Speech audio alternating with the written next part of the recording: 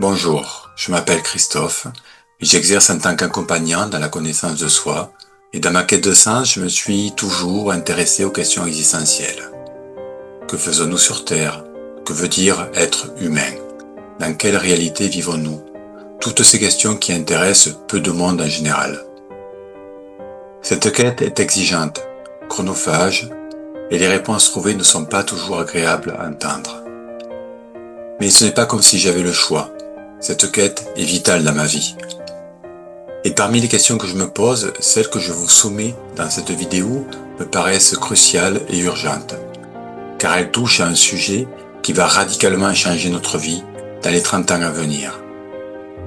Ces questions ont trait à cette course effrénée que les nations opèrent depuis quelque temps dans le domaine de l'IA et de la robotique. L'IA n'est pas un nouveau outil sophistiqué comme on nous le présente.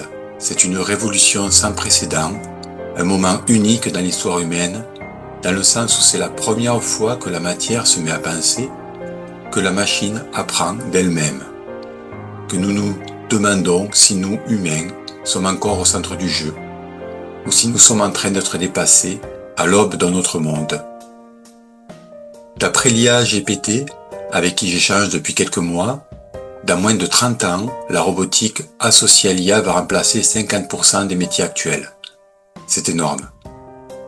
Elle ne parle pas de remplacer l'humain par des robots, juste pour des métiers dangereux ou très durs comme le travail dans les mines, les chaînes de confection, ce qui pourrait se comprendre.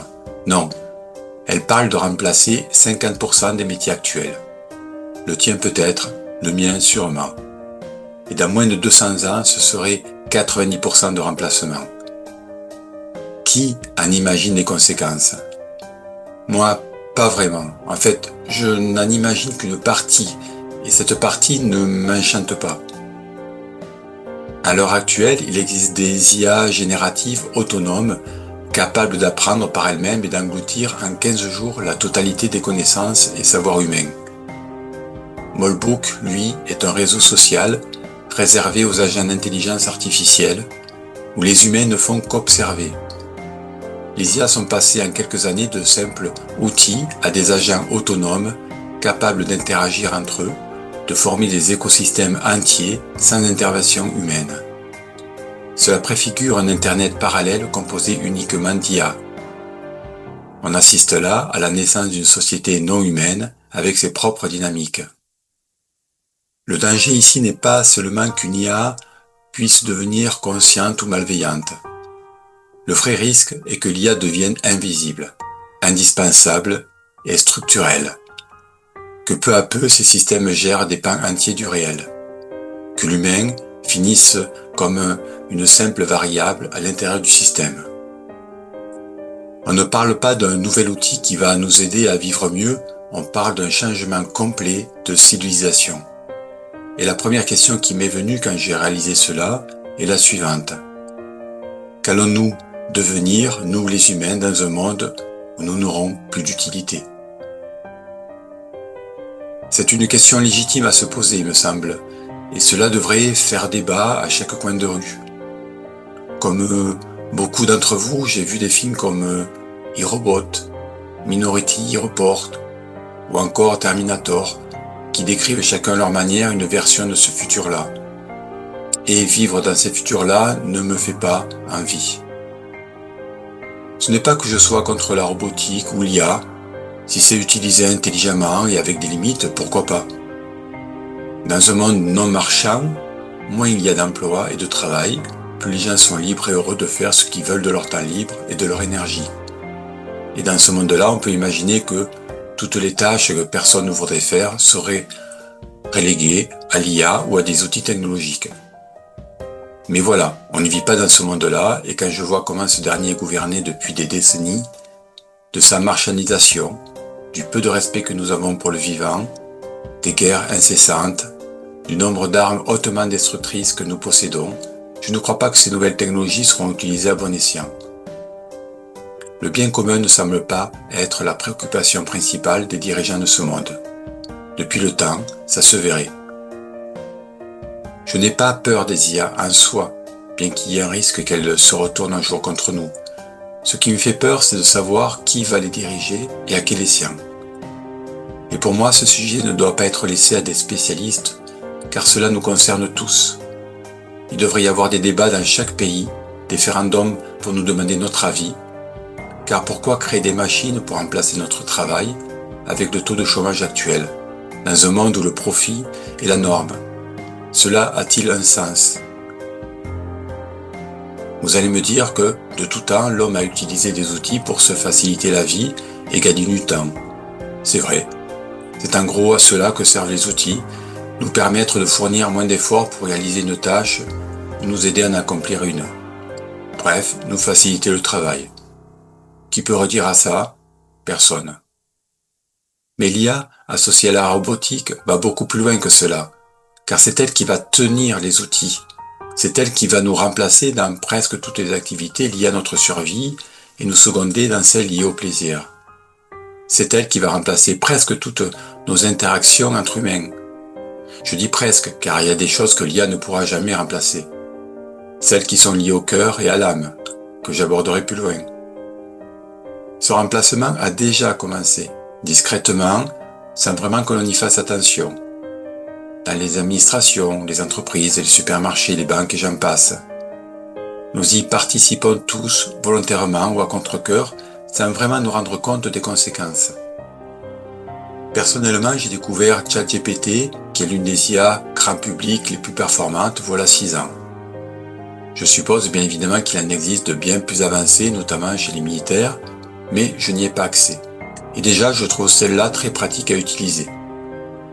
Tout comme des millions de personnes dans le monde, je sais qu'à chaque fois que je lui pose une question, je consomme une bouteille d'eau pour la faire tourner et qu'à la fin de la journée, sur des millions de personnes, ça fait beaucoup d'eau et d'énergie dépensée. Je sais que cette utilisation a des répercussions néfastes quelque part sur Terre.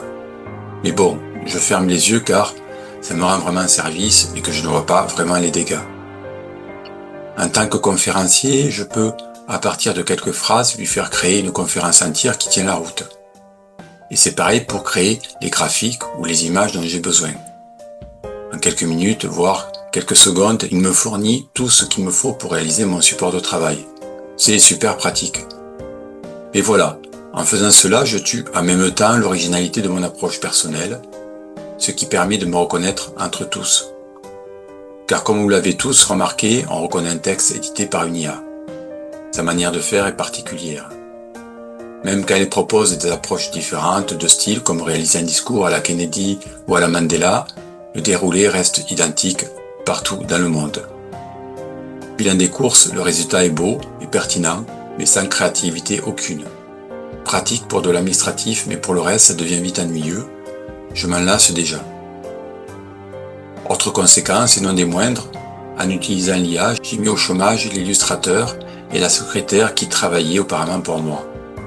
Alors oui, il y en a qui vont dire, c'est le progrès qui veut ça. C'est vrai encore, les avancées mécaniques et technologiques précédentes ont déjà mis pas mal de personnes au chômage.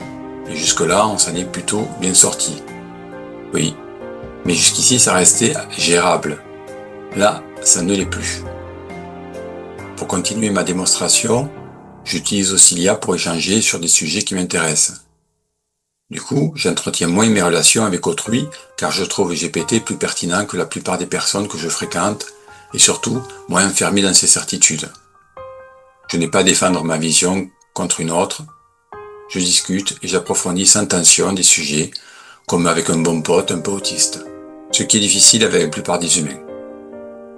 Je lui demande également des conseils pour mes problèmes relationnels et maintenant qu'il me connaît un peu mieux, à travers nos échanges, je trouve qu'il me donne de meilleurs conseils que Julie, mon ex-psychologue. Et oui, lui, il a accès à toutes les données existantes, contrairement à Julie qui ne doit compter que sur son disque dur. Bilan des courses, je ne fais plus d'efforts pour entretenir mes relations avec mes amis et j'ai créé une chômeuse de plus. Bientôt, les robots domestiques vont arriver sur le marché. Et pas plus bête qu'un autre, pour le prix d'une voiture, voire moins, je m'offrirai un robot qui fera la cuisine, la vaisselle, les tâches ménagères, qui tondra la pelouse, fera les courses. Bref, une femme de ménage que je pourrais faire bosser 20 heures minimum par jour. Je n'aurai plus besoin d'appeler un plombier qui met 3 jours à me répondre, ou un maçon à l'accent incompréhensible pour construire mon mur de clôture. ni un comptable grincheux pour gérer mes comptes. Grâce à mon robot IA, je serai devenu autonome dans presque tous les domaines. Que demander de plus? L'inconvénient, c'est qu'étant donné que les autres feront comme moi, je n'aurai plus de travail, comme 80% des gens.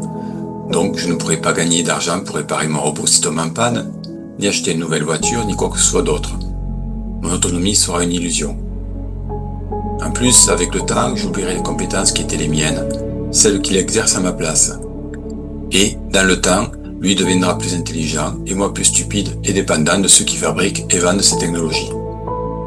Et à moins d'avoir un terrain suffisamment grand pour cultiver ou faire cultiver ma nourriture et élever quelques bêtes, je ne pourrai pas me nourrir, ni demander de l'aide à des amis, car je me serai complètement isolé. Vous trouvez que j'exagère? Peut-être. Mais j'observe par exemple que depuis que j'ai un GPS, je n'arrive plus à me repérer sans. Alors qu'avant cela m'était facile. Et ça sera pareil pour tout le reste. Alors oui, c'est vrai, ce n'est pas de cette manière que l'on nous présente la chose. On nous dit que tout va aller très bien, et comme dans le film Wall-E, on passera notre temps à se faire plaisir, à faire ce que l'on a envie, pendant que les robots travailleront pour nous. Vous y croyez, vous? Vous pensez sérieusement que les entreprises qui vont investir des milliards en recherche et réalisation vont nous offrir ces bijoux technologiques gratuitement? Ça serait une première. D'après mon expérience de vie, rien n'est gratuit sur cette terre, et quand on n'a plus rien à échanger, alors c'est la fin pour nous. Et puis, à quoi bon fabriquer des robots si la majorité des personnes ne pourront pas se les payer? Encore une question qui m'interroge sur la pertinence du chemin que nous prenons. Est-ce vraiment ce type de futur que j'ai envie de vivre?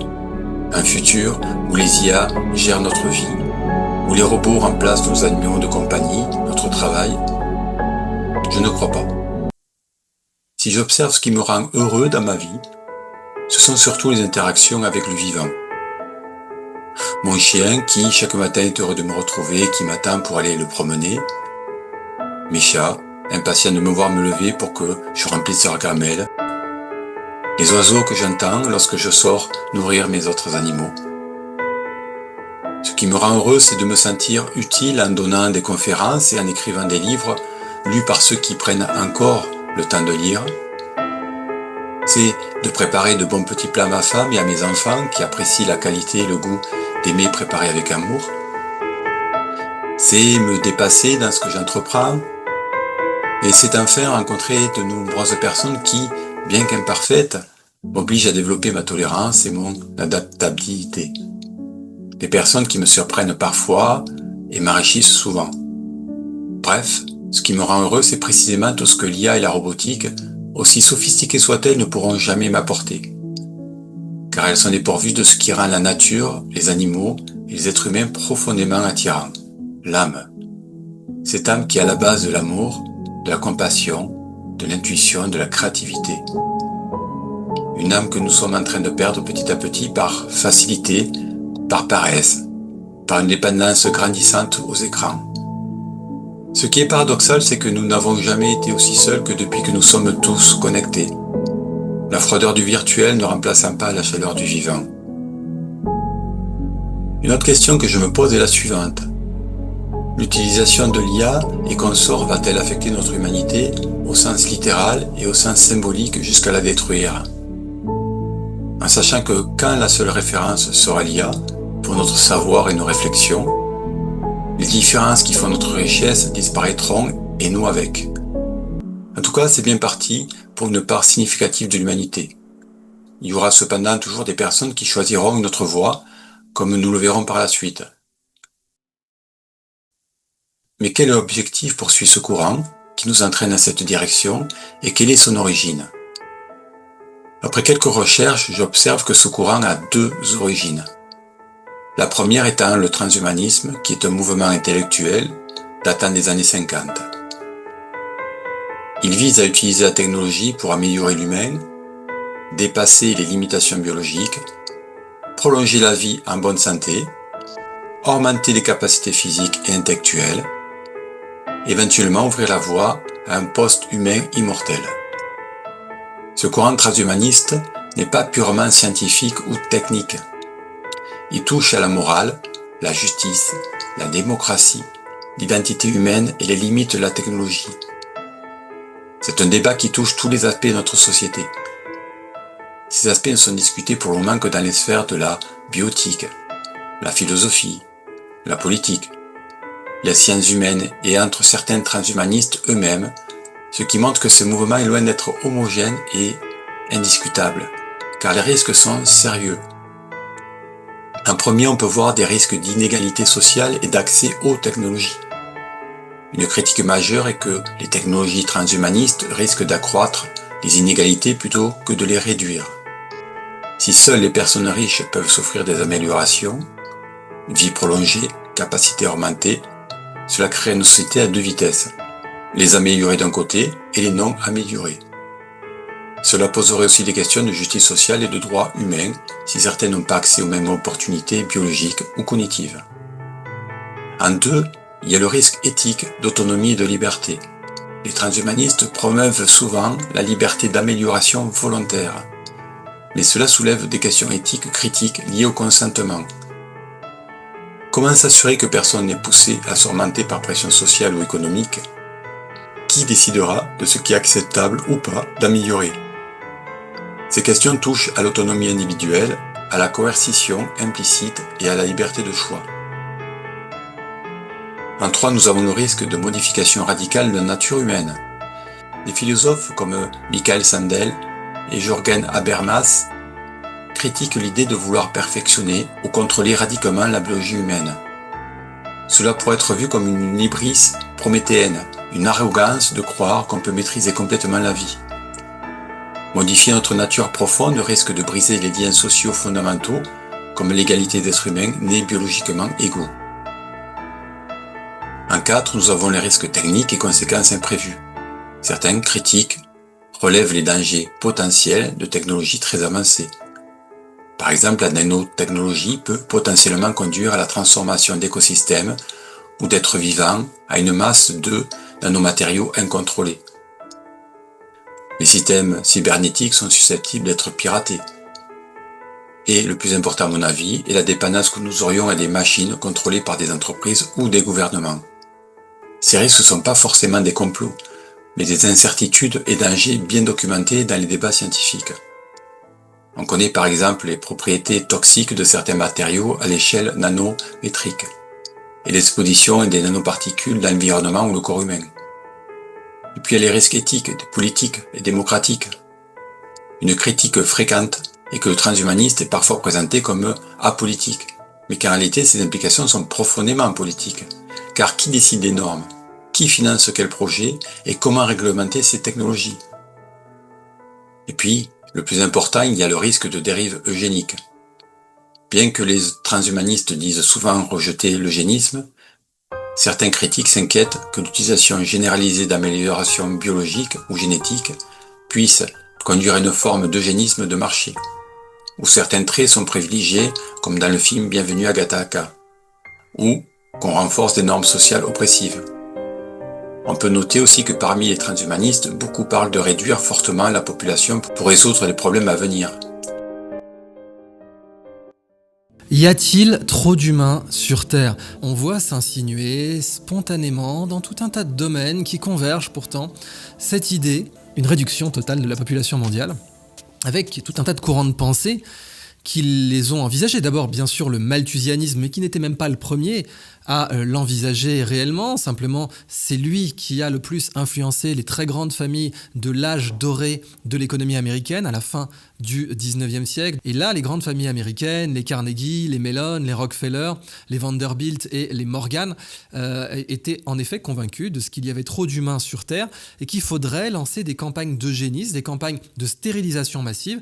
Certaines ont connu un très grand succès, si on peut appeler cela comme ça. Vous avez des pages entières qui ont été écrites sur ce domaine, notamment aux États-Unis, où les campagnes de stérilisation massive ont ciblé aussi les peuples premiers qui étaient considérés à l'époque comme inférieurs. Donc l'idée qu'il faille réduire la population mondiale, elle s'est aussi immiscée dans le XXe siècle. D'ailleurs, toute l'idéologie nazie était fixée sur deux grands objectifs. D'abord, bien sûr, le concept de la lutte des races. Et dans la lutte des races, eh bien, il y avait l'idée que la race race des seigneurs, devaient se tailler la part du lion dans l'Europe moyenne, la Mitteleuropa, le Lebensraum. Et puis au-delà de ça, il fallait faire preuve d'une hygiène génétique, d'une hygiène raciale, donc élaguer de la population du Reich les gènes qui n'avaient rien à y faire, ce qui nécessitait de l'eugénisme, de l'extermination et bien entendu une idéologie complète qui devait déterminer ce qui a sa place dans le génome et ce qui n'y a pas sa place. La lutte des races, ça a donné ça. Donc supposez que vous soyez néo-nazi tout simplement et que vous vouliez faire place nette. Il faut dégager 7 milliards d'individus. Aujourd'hui, on est à 8 milliards. Disons qu'il faille en dégager 7 milliards. On va partir de cette réflexion-là. Pour atteindre ces quantités de morts, il faudrait vraiment un déni plausible. Il faudrait, si moi j'étais embauché comme consultant, la première chose que je dirais, c'est attendez, les objectifs que vous demandez, ils sont tellement gigantesques qu'en un sens, il va falloir que ça ne se voit pas. Vous ne pouvez pas faire des camps de concentration pour exterminer 7 milliards de personnes. C'est pas possible. Là, on parle de 1000 Shoah, là. Plus de 1000 Shoah, du coup. Puisque c'est 7 milliards, c'est même pas 6 milliards. Donc là, vous ne pouvez pas avoir des usines de la mort à ciel ouvert. Il faut organiser avec une logistique. Il faut trouver d'autres moyens. Alors, quels moyens vous pourriez avoir ? Déjà, il va falloir réduire la fertilité mondiale. Alors ça tombe bien, c'est ce qui se passe. Depuis les années 70, la quantité de spermatozoïdes en millions de spermatozoïdes par millilitre de sperme a été divisée par 2. Donc c'est déjà le cas. Pour le coup, depuis les années 70, cette quantité a été divisée par 2. Alors, plein de facteurs peuvent être en cause. Bien sûr, la malbouffe, la sédentarité aussi, pourquoi pas, le stress, pourquoi pas, le cortisol, mais aussi la hausse spectaculaire des perturbateurs endocriniens dans les eaux de consommation courante. Et oui, parce qu'on peut vous recommander la consommation d'eau du robinet, mais elle ne mesure que très mal, voire pas du tout parfois, les taux de perturbateurs endocriniens. Sur le plan bactériologique, elle est impeccable, mais sur le plan des perturbateurs endocriniens, beaucoup moins. Alors ça inclut les traces de pilules, donc les traces de contraceptifs d'une façon générale, de contraceptifs chimiques, mais ça inclut aussi, bien entendu, les traces d'autres molécules. Vous pouvez penser notamment au bisphénol A. Le bisphénol A est corrélé, associé à des chutes de fertilité chez la femme. À l'intérieur des canettes de soda, par exemple, vous avez du bisphénol A. Ça veut dire que quand je bois mon soda, je prends aussi du bisphénol A ? Oui. Alors le problème du bisphénol A, c'est que au départ, c'est une molécule qui avait été conçue pour être une hormone féminine, pour être une pilule contraceptive. Voyez ? Donc ça féminise. Et ce bisphénol va féminiser les garçons. Pourquoi on laisse faire ça ? Alors pourquoi on laisse faire ça ? Parce pourquoi que est-ce qu'il n'y a pas des lois ? Si c'est aussi clair que vous me le dites, et je vous crois, oui. Mais pourquoi les autorités laissent faire ça ? Il faut une mobilisation, il faut une connaissance, il faut une information. C'est le but du livre. Or le bisphénol A, vous en retrouvez partout. Une canette en a. Oui, les canettes possèdent des résines pour empêcher que le soda attaque l'aluminium. Dans ces résines, vous avez du bisphénol A. Et donc, quand vous buvez n'importe quelle boisson en canette, vous avez même un Perrier, même de l'eau, même un Minute Maid, vous buvez n'importe quelle boisson en canette, vous avez du bisphénol A dedans. Et encore une fois, le bisphénol A est associé à des baisses de fertilité chez la femme. Donc voilà, déjà, un des trucs que je recommanderais à mes clients, ce serait d'augmenter la quantité de perturbateurs endocriniens dans les fluides de consommation courante. Donc les eaux, même les eaux minérales, dans des bouteilles. Donc ce qui serait bien, ce serait que les gens se stérilisent, fondamentalement. Alors là, les choses que je recommanderais, ça serait d'une part l'anxiété, qu'on se stérilise par anxiété. Ça, c'est un levier qui est puissant. Et donc, je dirais, voilà, le futur est incertain, la planète va mal, en plus, les humains détruisent la planète, sachez-le, je dirais frontalement. Après tout, pourquoi pas le présenter comme ça ? Les humains détruisent la planète, donc stérilisez-vous pour sauver la planète. Voilà quelque chose que je recommanderais. Créer des brochures, l'enseigner dans les facs, idéalement, c'est dans les facs que vous avez les couples qui se forment, que vous avez les décisions futures de faire des bébés. Donc dans les facs, enseigner qu'il y a trop d'humains sur Terre et qu'il faut se stériliser pour la bonne cause. Créer des mouvements, financez-les, qui diront qu'il faut se stériliser pour que les gens se fassent des vasectomies et que les gens se stérilisent d'une façon générale. Donc là aussi, ça fonctionnerait. Donc voilà pour la stérilisation. Alors non, j'ai pas encore d'ailleurs tout dit sur la stérilisation, il reste un autre levier.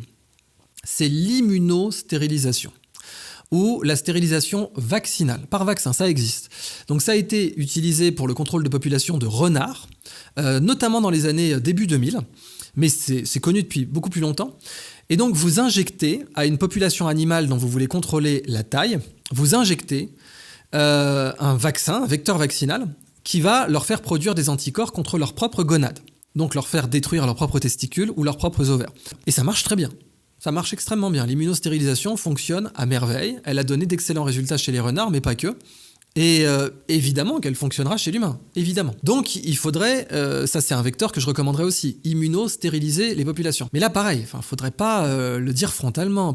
Une immunostérilisation de masse qui soit présentée comme autre chose. Il n'y a pas d'autre solution. Il faudrait une immunostérilisation de masse qui soit présentée comme autre chose. Si possible, en jouant sur les leviers de la bienveillance et de la solidarité. Ce n'est pas quelque chose qu'il ne faudrait pas utiliser, mais ça devrait être présenté comme ça, mais il ne faudrait surtout pas dire que c'est une stérilisation. Surtout pas. Et pour ne pas dire que c'est une stérilisation, il faudrait que ça fonctionne lentement. Il faudrait que ce soit une immunostérilisation qui prendra effet sur une demi-douzaine d'années.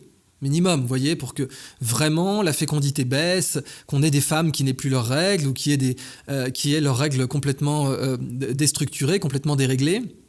Et puis des hommes, pareil, qui soient de plus en plus stériles avec leurs testicules qui produisent de moins en moins de spermatozoïdes. Mais pour pouvoir le dénier, parce que vous avez compris que le déni plausible est essentiel si vous voulez vraiment tuer 7 milliards de personnes, ou en tout cas faire en sorte que à l'horizon 2100, il n'y ait que 1,5 milliard de personnes sur Terre, il va falloir un déni plausible. Donc, si vous pratiquez l'immunostérilisation, l'immunovaccination, dont j'insiste, dont elle existe depuis longtemps et fonctionne très bien, il va falloir la cacher sous autre chose. Il va falloir avoir une excuse pour la pratiquer à si grande échelle et pour injecter des milliards de personnes, parce qu'il va falloir injecter, si vous voulez immunostériliser des milliards de personnes, il faut injecter tout le monde. Après, il y a plein de façons de faire ça en passant. Il y a des méthodes marketing, il y a des méthodes politiques, et puis il y aurait des méthodes technologiques qui seraient d'utiliser une immunostérilisation qui passerait par les muqueuses, qui serait inhalée ou qui passerait par des moustiques. Ça existait aussi. On a fait des stratégies d'immunostérilisation avec des puces sur les lapins. Donc on pourrait faire ça, propager des vecteurs, des moustiques, des puces.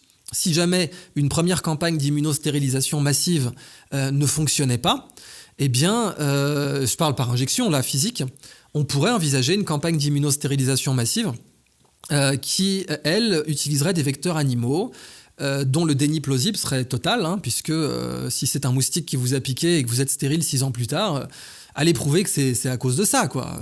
Pareil pour une puce. Donc là, vous voyez, sur l'aspect baisse de la fécondité, vous avez les polluants endocriniens, les perturbateurs endocriniens, vous avez donc dans l'eau, les contraceptifs, le bisphénol A, etc. Donc il faudra encourager la consommation de produits qui contiennent ces perturbateurs endocriniens. Ensuite, augmenter l'exposition. Ensuite, vous auriez la castration bénévole volontaire.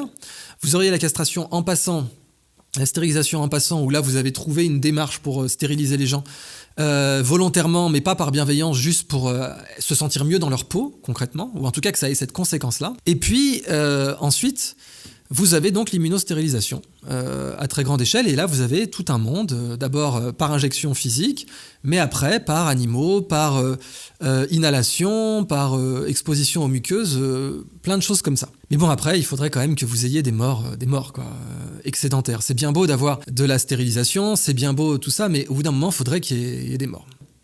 Et les guerres sont pas la meilleure solution pour ça. Faire des milliards de morts, c'est pas avec une guerre que vous allez faire ça. Il va falloir autre chose. Là aussi, peut-être, il y aurait soit donc des virus mortels, mais là quand même, ça risque, si votre objectif est de garder le pouvoir, c'est un peu dangereux, parce que ça peut créer des situations où vous ayez des révolutions, des révoltes dans les rues, etc. Donc non, il faudrait que vous ayez des morts avec un déni plausible.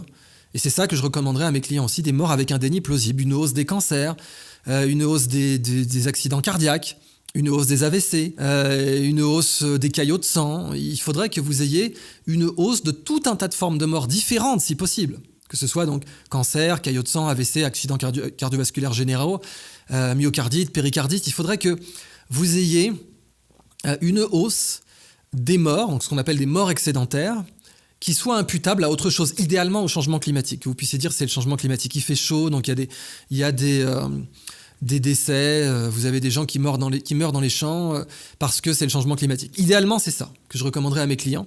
Je leur dirais, écoutez, faites en sorte que vous ayez au moins un doublement des morts excédentaires, au moins, mais peut-être plutôt un triplement, voire même une multiplication par 10. Mais pour faire ça, il faut que vous ayez impérativement un déni plausible, donc que vous ayez une hausse des cancers, en tout cas que l'espérance de vie à la naissance baisse, mais que ce soit certainement à cause du changement climatique. Mais il faudrait trouver une méthode pour empoisonner suffisamment les gens pour qu'ils aient une hausse des péricardites, des myocardites et des caillots de sang, etc. Et idéalement, il faudrait que ce soit leur propre corps qui produise le poison. Ça, c'est le plus important. Il faudrait impérativement que ce soit leur propre corps qui produise le poison.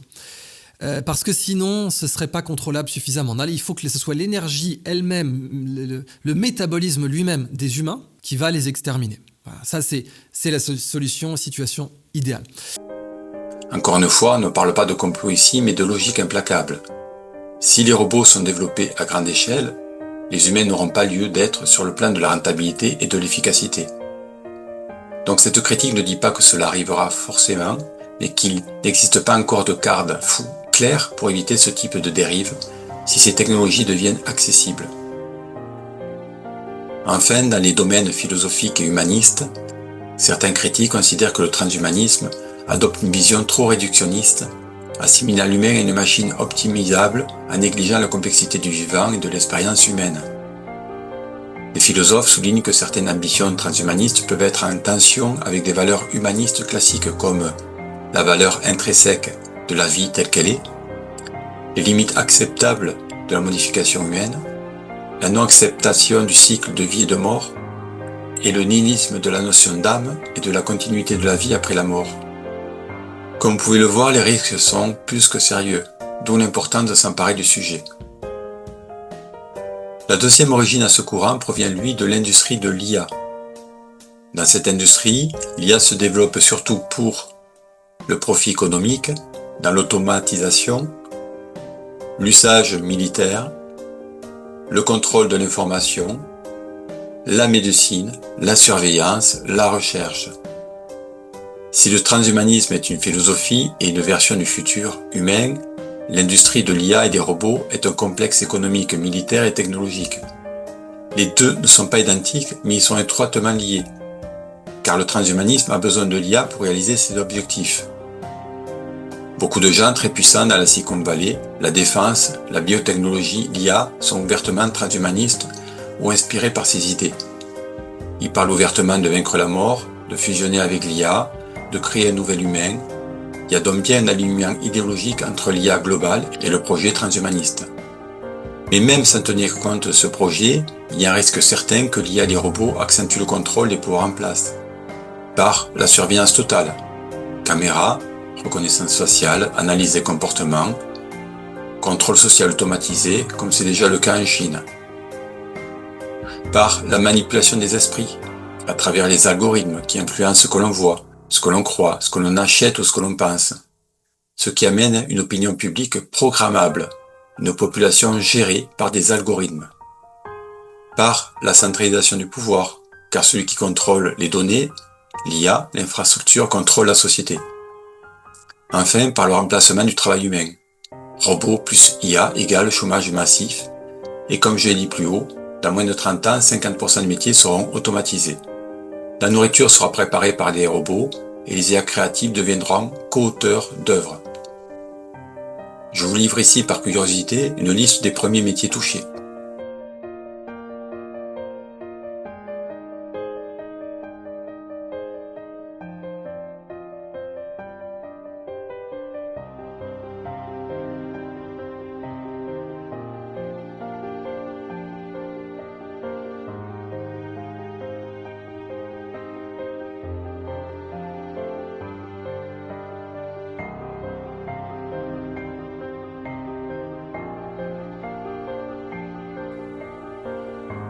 À partir de là, il est facile de comprendre que l'humain deviendra obsolète, et si les machines sont capables de tout faire, l'humain devient un coût, pas une valeur. Alors bien sûr, il restera des choses que les machines ne pourront pas faire. Des métiers demandant de la conscience subjective, de l'inspiration, de l'expérience intérieure et du mystère et de l'humour, bien sûr. Ce qui laissera aux humains la possibilité de se diriger vers des métiers comme architecte d'IA, explorateur de conscience, ingénieur d'émotion, artiste alchimiste ou enseignant en méditation. Mais ces métiers restent limités, Tous les humains ne vont pas se mettre à la création artistique ou à la méditation, en tout cas pas dans un premier temps. Il faudra aussi pour cela qu'ils aient de quoi subvenir à leurs besoins primaires, ce qui demanderait que les revenus récoltés par les machines soient reversés comme un revenu universel, sans condition à chaque humain. Cette possibilité serait, dans ce cas de figure, la seule qui serait humainement acceptable. L'autre solution, bien sûr, est de baisser significativement le nombre d'humains sur Terre, car devenu inutile et coûteux. Et comme je l'ai souligné plus haut, certains y pensent depuis longtemps et pas des moindres. L'histoire nous a montré à maintes reprises que ces scénarios sont possibles. Pour certains humains, l'homme n'a de valeur que parce qu'il peut rapporter en termes de plaisir ou de service. Sans cela, il perd son intérêt. Maintenant, si l'on aborde ce sujet à partir de notre raison d'être, quelle serait l'utilité des IA et des robots ? Il me semble qu'au plus profond de nous, notre raison d'être est de déployer toujours plus notre potentiel. Mais ce déploiement peut s'adresser autant à notre être qu'à notre avoir. Déployer notre être consisterait, pour commencer, à décoder et maîtriser les programmes biologiques qui sont les nôtres. Car il est judicieux de considérer que nous aussi sommes des sortes d'IA, conscientes dans des robots biologiques. Un esprit dans un corps. Mais comparé à l'esprit, l'IA se montre très rudimentaire et limitée. Elle représente seulement une partie de l'esprit poussée à son extrême. Mémoire totale, immédiate, capacité d'assembler des informations entre elles, d'en choisir les plus pertinentes face à une situation donnée, matérialisation virtuelle, puis physique d'idées. L'esprit individualisé, quand il n'est pas entravé par son émotionnel, sait faire cela. S'il le voulait, il pourrait lui aussi emmagasiner toute la connaissance universelle à disposition. Mais il a trouvé un système plus subtil pour gérer l'espace de stockage que cela exigerait. S'il existe des milliards d'esprits individualisés, il existe aussi un esprit collectif et cosmique qui, tel un Internet universel, enregistre tout ce qui est émis dans l'univers. Notre esprit individualisé agit comme une antenne, un capteur émetteur qui reçoit et envoie des données à ce grand esprit. Il lui suffit de se brancher dessus pour capter des informations dont il a besoin sur le moment. Nous appelons la captation de ces informations l'intuition et la création. Nous nommons le fait d'envoyer des données l'intention et l'attention. Nous connaissons tout cela, mais nous sommes bien peu à exploiter ces facultés à leur niveau le plus élevé. Pas parce que c'est difficile, non, juste parce que nous n'avons pas été éduqués dans ce sens. Notre civilisation s'est tournée très tôt vers l'avoir, vers l'acquisition, la prédation de toujours plus de ce qui nous entoure. Toujours plus de données, toujours plus d'objets, toujours plus de plaisir. Nous sommes déployés dans le sens d'avoir toujours plus, plutôt que d'être plus. Et c'est dans ce déploiement d'avoir plus que l'IA et la robotique trouvent leur raison d'être. Pour les fabriquer, il nous faut extraire et produire toujours plus de matière, consommer davantage d'énergie et d'eau. Et une fois fabriqués, ils vont sans doute nous servir à explorer d'autres planètes pour que notre race puisse s'agrandir en allant prédater d'autres ressources ailleurs, dans une conquête sans fin de l'espace qui nous entoure. Nous voyagerons certes dans le vide sidéral, mais notre esprit n'aura pas changé d'un pouce. Il sera toujours au service de nos conditionnements primaires que l'on appelle l'ego, qui nous obligera à vouloir posséder toujours plus, dans l'espérance d'un bonheur qui ne viendra jamais, celui-ci n'appartenant pas à la sphère de l'avoir. Nous serons toujours prisonniers de nos désirs et tributaires d'appareils extérieurs pour satisfaire ces désirs, et nous resterons bloqués dans la sphère de l'avoir. Mais même sans partir des étoiles, nous pourrions aussi passer notre temps à explorer des univers virtuels que nous aurions co-créés ensemble. C'est une voie parallèle. Mais voilà, quoi que nous fassions, ce sera toujours moins bien que ce qui existe déjà, car nous sommes déjà dans une sorte d'univers virtuel de haute définition, qu'aucun univers que nous pourrions créer n'égalera jamais. Nous vivons déjà en tant qu'esprit dans des robots de dernière génération, dotés de sensibilité et de libre arbitre. Vu de cet angle, quel intérêt pourrait avoir la robotique pour nous ? Ce que je vois, c'est que nous faisons jouer avec des jouets, alors que nous habitons le jouet le plus sophistiqué qui soit, à qui il manque seulement le mode d'emploi pour activer tout son potentiel. C'est comme si nous passions notre temps à recréer le scénario d'évolution qui nous a conduits là où nous en sommes aujourd'hui. Individuellement, certains humains ont déployé et activé une partie de ce potentiel, nous montrant la route à suivre. Je pense à ces yogis capables de prouesses étonnantes dans la maîtrise de leur corps et de leur esprit. Je pense à ces empathes capables de lire les pensées, à ces voyageurs capables de projeter à volonté leur esprit hors de leur corps et d'explorer des dimensions voisines. Je pense à ces personnes souvent autistes capables d'accéder à une mémoire parfaite. Je pense aux praniques, capables de capter l'énergie des photons environnants pour ne plus avoir besoin de manger ou de boire. Je pense à ces athlètes capables de dépasser les limites humaines. Je pense à ces sages qui ont transcendé les niveaux les plus hauts de conscience, capables de modeler la réalité à leur volonté. Ces personnes partout dans le monde ont montré que nous n'avons nullement besoin de choses extérieures pour exister, pour nous déployer, car tout est déjà à nous à l'état latent. Cette voie a l'avantage de ne rien prédater et de tout respecter. Cette voie nous rend libres et dignes. Cette voie nous ouvre les portes des dimensions supérieures, plutôt que de se contenter des espaces extérieurs. Elle est la voie de la joie et de l'amour, la voie de la gratitude et de la simplicité. Elle est tout l'opposé de notre voie actuelle. Car qui peut se dire vraiment heureux sur Terre, même dans l'opulence la plus sordide, quand son voisin meurt de faim? Qui peut se dire vraiment heureux en amour s'il est sincère, tant celui-ci est influencé par des conditionnements millénaires? Qui, à part celui qui ne ressent plus rien? À part un être humain déjà devenu robot, centré sur lui, et qui, pour pouvoir s'accepter dans sa médiocrité, cherche à rendre les autres semblables à lui? Personne, je le crains, ou si peu. Alors à quoi bon continuer dans la voie de l'avoir, même si nous la connaissons bien? Nous connaissons sa finalité, et le bonheur n'en fait pas partie. Alors oui, bien sûr, entre ces deux voies opposées, il y a toujours une voie intermédiaire, la voie où l'être dirige l'avoir avec sagesse. C'est une voie difficile mais intéressante. Mais pour cela, il serait nécessaire d'avoir des sages à la direction de notre bateau. Des modèles qui nous inspirent, pas des hommes robots qui nous repoussent. Si nous avions ces êtres-là aux commandes, pourquoi pas l'IA et pourquoi pas la robotique à petite dose? Nous pourrions imaginer une société où les IA et les robots sont limités et employés à des besognes très spécifiques. Le fruit de leur labeur revenant à la société, ce qui diminuerait les charges pour ses habitants. Associé à un revenu universel sans condition, à un mi-temps pour tous et au développement dans les écoles et instituts des facultés liées au cœur, nous pourrions envisager un futur heureux.